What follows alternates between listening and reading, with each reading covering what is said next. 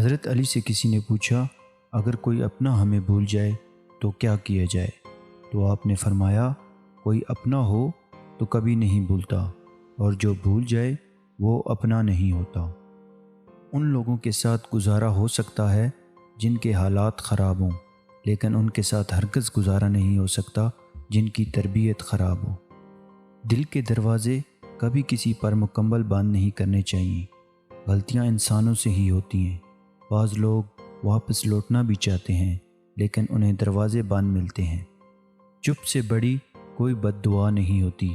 جب بندہ بولتا ہے تو قدرت خاموش رہتی ہے، اور جب بندہ خاموش ہو جاتا ہے تو قدرت انتقام لیتی ہے، اور اس کا انتقام بہت برا ہوتا ہے۔ یہ جو حالات ہیں میرے ایک دن سدھر جائیں گے، لیکن اس وقت تک میرے دل سے کچھ لوگ اتر جائیں گے۔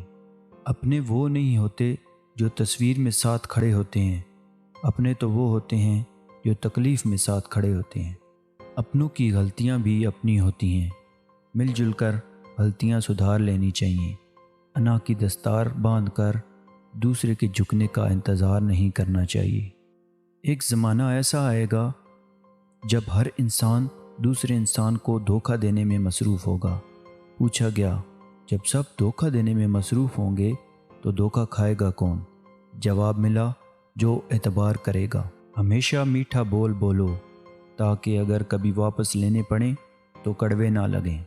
زندگی میں دو لوگوں سے دور رہنا، ایک مصروف اور دوسرا مغرور، کیونکہ مصروف اپنی مرضی سے بات کرتے ہیں اور مغرور اپنے مطلب کے لیے یاد کرتے ہیں۔